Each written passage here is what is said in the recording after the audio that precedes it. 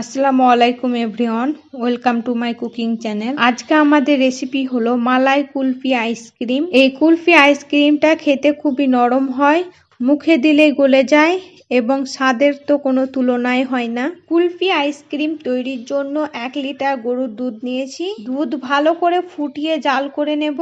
আর ততক্ষণে এইদিকে একটা ছোট্ট বাটিতে কিছুটা পরিমাণ দুধ নিয়েছি। দুধে দেব 1 চামচ কর্নফ্লাওয়ার। ভালো করে দুধের সাথে মিশিয়ে নেব। মেশানো হয়ে গেছে, দেব 1 চামচ কাস্টার্ড পাউডার। কাস্টার্ড পাউডার ভালো করে দুধের সাথে মিশিয়ে নেব।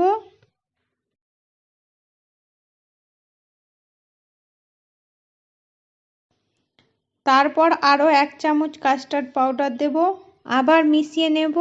এইভাবে মোট 3 বার 3 চামচ কাস্টার্ড পাউডার দেব। কাস্টার্ড পাউডার দুধের সাথে ভালো করে মেশানো হয়ে গেছে, পাশে রেখে দেব। আর এইদিকে দুধে 4টা এলাচ দেব। এবার দেব 1 বাটির একটু কম কনডেন্স মিল্ক। কনডেন্স মিল্কের পরিবর্তে আপনারা গুঁড়ো দুধ ও চিনি দিতে পারেন। পারলে কনডেন্স মিল্ক দেওয়ার চেষ্টা করবেন। কনডেন্স মিল্ক দেওয়ার ফলে এই কুলফি আইসক্রিমটা খেতে বেশি ভালো হবে। দুধের সাথে ভালো করে কনডেন্স মিল্ক মিশিয়ে নেব। তারপর দেব তৈরি করে রাখা কর্নফ্লাওয়ার এবং কাস্টার্ড পাউডার এর মিশ্রণটা দিয়ে কন্টিনিউ নাড়িয়ে যাব, তা না হলে তলায় লেগে যাবে। এবার এটা জাল দিয়ে ঘন করে নেব। দেখুন মালাইটা ঘন হয়ে গেছে। এবার গ্যাস অফ করে এটা ঠান্ডা করে নেব। গার্নিশের জন্য এখানে কাজু বাদাম, কাঠবাদাম ও পেস্তা বাদাম নিয়েছি, সেগুলিকে চপ করে নেব। চপ করা হয়ে গেছে, পাশে রেখে দেব। অপরদিকে মালাই ঠান্ডা হয়ে গেছে।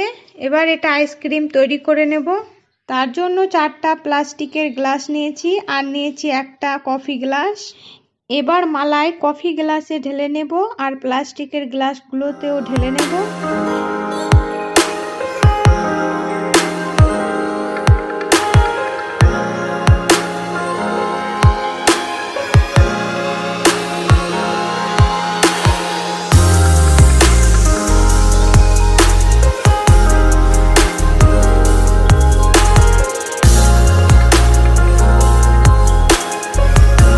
সবগুলো গ্লাসে ঢালা হয়ে গেছে। এবার চপ করে রাখা বাদামগুলো দিয়ে দেব।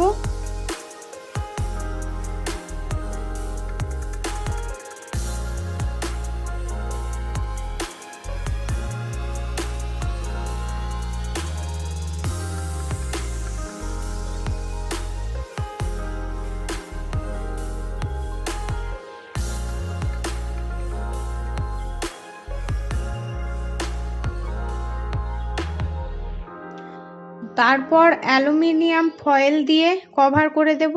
সবগুলো গ্লাসের উপর কভার করা হয়ে গেছে। এবার কাঠি দিয়ে দেব।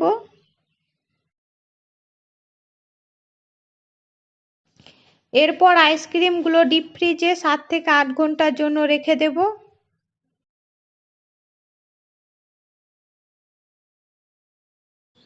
8 ঘন্টা পর দেখুন আইসক্রিম জমে গেছে।